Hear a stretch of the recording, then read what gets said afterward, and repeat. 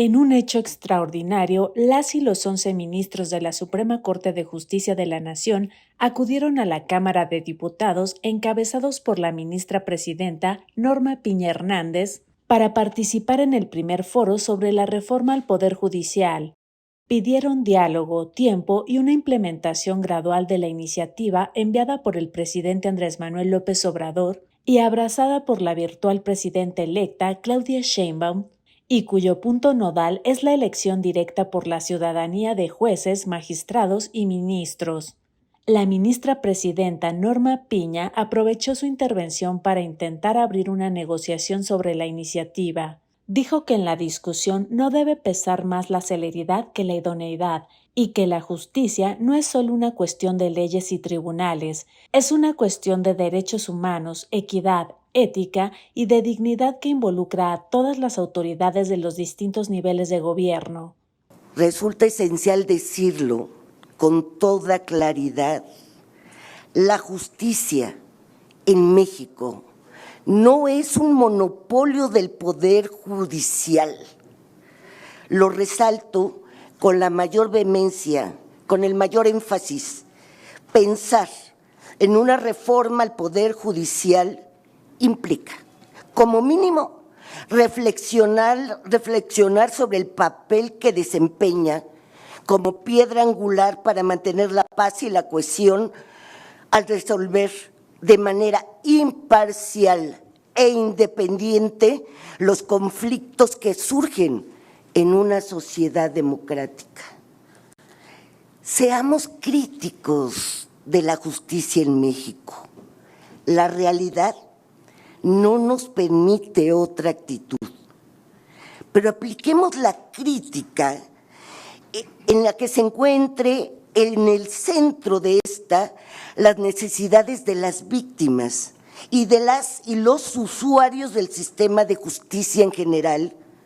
Critiquemos partiendo de la verdad, de los datos ciertos, de las cifras correctas valoradas en su contexto. Critiquemos con honestidad, critiquemos con responsabilidad de Estado. Estamos convencidos de que escuchar es la práctica clave para proponer un cambio. Estamos abiertos a entablar un diálogo real, un diálogo responsable, pero para dialogar se requiere voluntad de reflexión.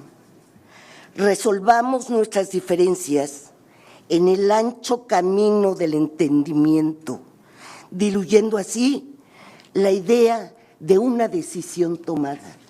Inmediatamente después del discurso de la ministra presidenta, su antecesor, el exministro Arturo Saldívar, criticó el manejo de Norma Piña de la Suprema Corte al señalar que desde que inició su mandato en enero de 2023, destruyeron todo lo que se hizo y se confrontaron con los otros poderes del Estado.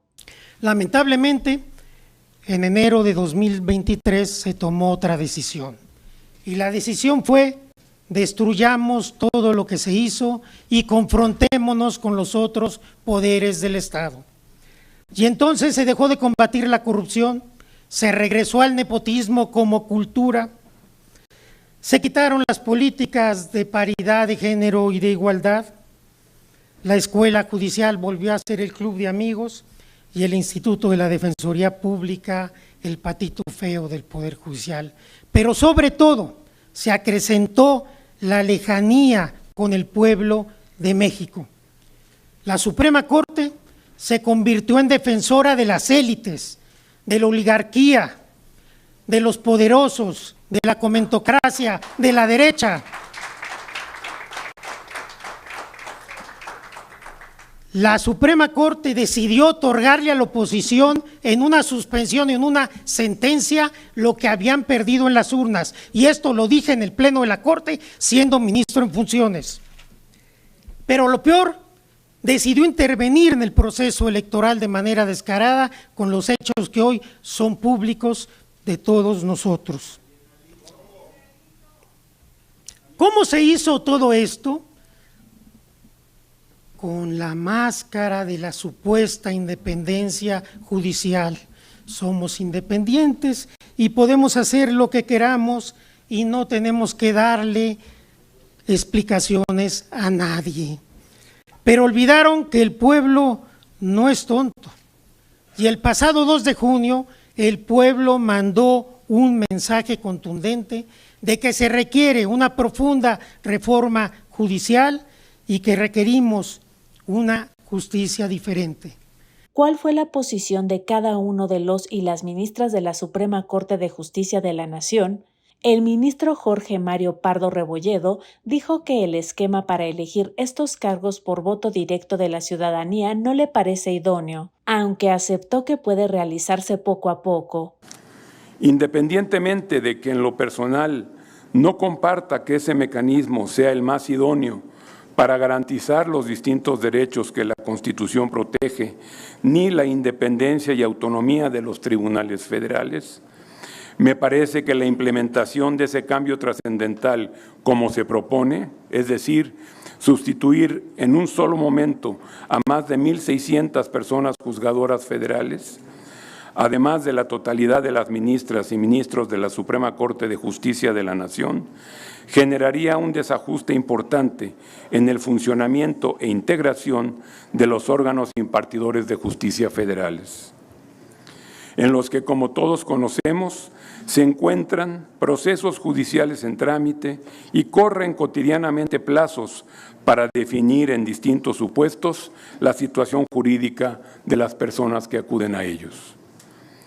Por lo anterior, me permito hacer la sugerencia en el sentido de que esa sustitución pudiera hacerse de manera gradual, escalonada, atendiendo a las vacantes que naturalmente se van presentando, de manera tal que pueda haber interacción, colaboración y sinergia entre las personas juzgadoras provenientes del sistema de carrera judicial y las que emanen de los procesos electorales que se plantean en la iniciativa que comentamos. La siguiente en tomar la palabra fue la ministra Lenia Batres Guadarrama.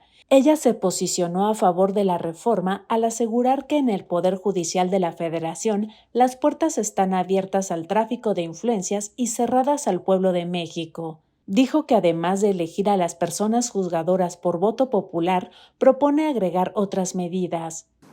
A esta reforma histórica quisiera contribuir con una propuesta complementaria que entrego a esta soberanía. Propongo limitar a los órganos del Poder Judicial para que respeten claramente la Constitución, empezando por la Suprema Corte.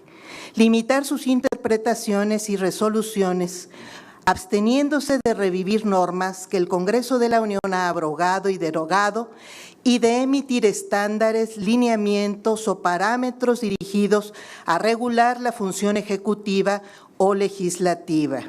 Limitar la invalidación de leyes para que proceda solo cuando se actualice algún contenido realmente inconstitucional.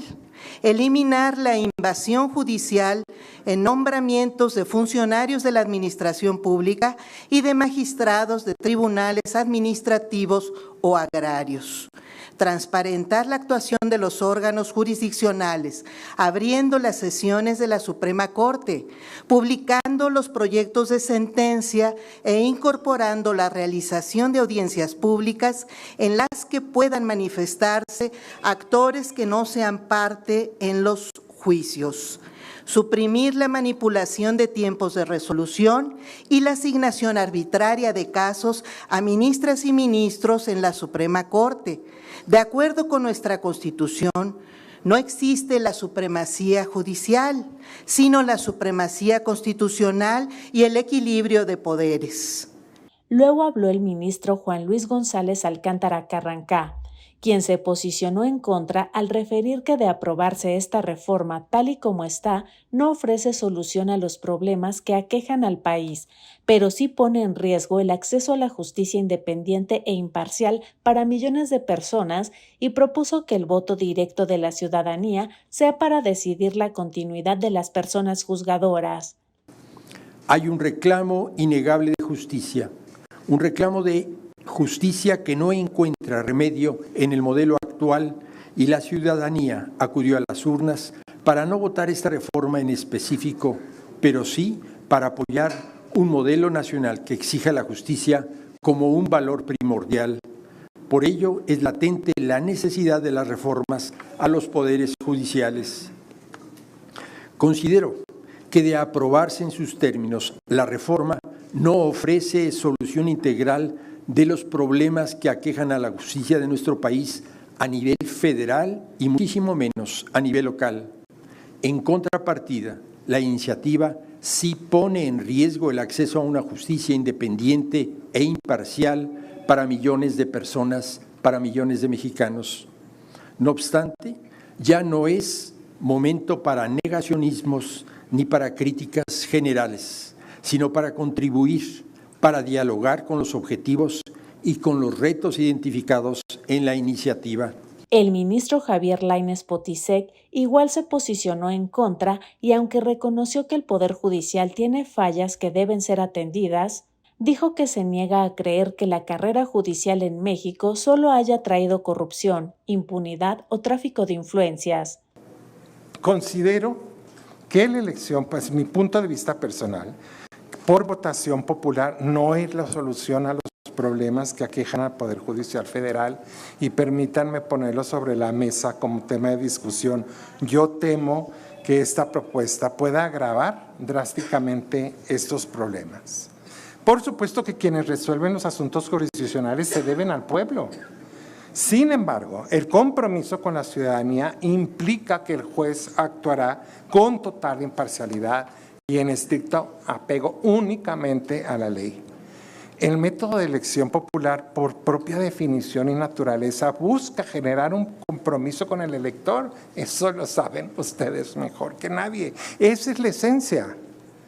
El cargo de juzgador no puede sustentarse en los apoyos directos o indirectos que recabe durante la campaña para lograr ganar la elección, porque de manera inevitable comprometerá la independencia y resolución y estará más propicio a la corrupción y el conflicto de interés.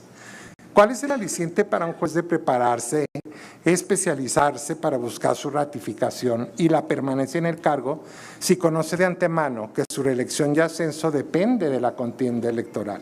Por su parte, la ministra Yasmín Esquivel Moza estuvo a favor de la reforma y resaltó que el mandato popular no se puede negar.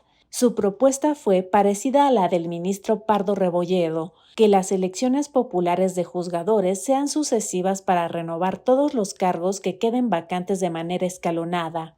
Otro ministro que se posicionó en contra de la iniciativa tal y como está fue Alfredo Gutiérrez Ortiz Mena, quien advirtió que una reforma constitucional mal hecha afectará a la economía nacional y que una mejor reforma podría ser al sistema meritocrático de carrera judicial.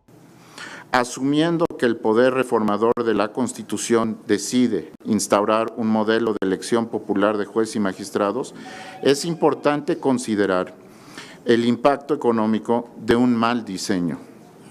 Esto podría generar un costo para quienes usan el sistema de justicia, ya que no participar activamente en las elecciones de jueces y magistrados podría resultar en jueces y magistrados contrarios a sus intereses, convirtiendo la justicia en una subasta de jueces y magistrados. La incertidumbre y la necesidad de navegar un sistema judicial sesgado podría aumentar los costos para las nuevas empresas. Si el contribuyente optara por el modelo de elección directa de jueces, deben reforzarse otras garantías de independencia judicial para que el modelo de elección no genere barreras de entrada para los usuarios. Las barreras de entrada pueden exacerbar la desigualdad, beneficiando a los que ya tienen poder y recursos, mientras que los pequeños emprendedores encontrarán dificultades para prosperar. La percepción de que el sistema judicial no es imparcial puede erosionar la confianza pública, afectando negativamente la inversión y el desarrollo económico a largo plazo. Los inversionistas buscan mercados donde la ley sea aplicada de manera equitativa y predecible. Personalmente, considero que, y esto es sugerencia, que lo mejor sería una reforma al sistema meritocrático de carrera judicial que ya tenemos. Mientras que el ministro Alberto Pérez Dayán dijo que aunque coinciden con que las instituciones del Estado no han alcanzado el nivel de satisfacción y certidumbre que demanda la sociedad, una reforma constitucional como la que se discute impone un estudio profundo y también defendió la carrera judicial. Tercero, la carrera judicial implica un servicio civil de excelencia. La militancia y el sufragio la desvirtúan y la destruyen. No lo digo yo, ya se ha dicho aquí y mucho. Concluyo, la división de poderes y el sistema de frenos y balances de las funciones públicas caracterizan y dan fuerza a los regímenes democráticos modernos.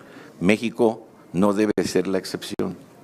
No debemos dejar pasar la inmejorable oportunidad que representa para esta nación esta valiosa iniciativa. Sumemos ahora sí la experiencia legislativa, la experiencia judicial e impulsemos la voluntad del Ejecutivo, de modo que los tres poderes, unidos como garantes, refrenden el compromiso del gobierno con su pueblo. Eso es lo que persigue una mejor justicia. La ministra Loretta Ortiz Alf no se posicionó en contra, pero tampoco defendió la reforma, y lo que resaltó fue que los estándares internacionales no establecen un modelo ideal de elección de jueces, pero que la Comisión Interamericana de Derechos Humanos ha señalado que su designación no debe ser de carácter político. En el orden de intervenciones continuó la ministra Margarita Ríos Farjat, quien se posicionó en contra al señalar que una buena reforma legislativa está orientada a resolver problemas según la realidad, no desarreglar lo que funciona, debe ser económica e implementarse con sencillez, por lo que compartió sus propuestas para mejorar al Poder Judicial. Fortalecer a la Escuela de Formación Judicial del Poder Judicial de la Federación para que pueda capacitar a profesionales de los poderes judiciales locales, de las fiscalías, de las comisiones de derechos humanos, de atención a víctimas y procuradurías para la defensa de los menores, entre otros. Los estados no gastarían en profesionalizar, lo haría la Escuela de Formación de larga trayectoria y probados resultados. Esto elevaría la calidad de la burocracia e incluso podría certificar a la abogacía, cristalizando el añejo ideal de colegiación obligatoria y de paso certificar escuelas de derecho, pues proliferan las llamadas patito. La sociedad merece juristas acreditados y no usurpadores de la profesión. Tercer tema, este responde a una preocupación. Se opina que falta dimensión social en la judicatura. Yo creo que no, pero siempre es posible mejorar. Se puede hacer un ajuste a la carrera judicial para que la escuela de formación facilite que futuros jueces incluyan un año de servicio social jurídico no gratuito en defensorías públicas, centros de atención a adicciones, estaciones migratorias, comunidades indígenas, donde hay infancia maltratada, donde tanta falta hace. Finalmente, el ministro Luis María Aguilar Morales habló en contra y defendió la independencia de las personas juzgadoras a través de la carrera judicial, la que señaló que se puede aprovechar y combinar de manera eficiente con la elección popular. La única condición que puso fue que las personas juzgadoras sean independientes.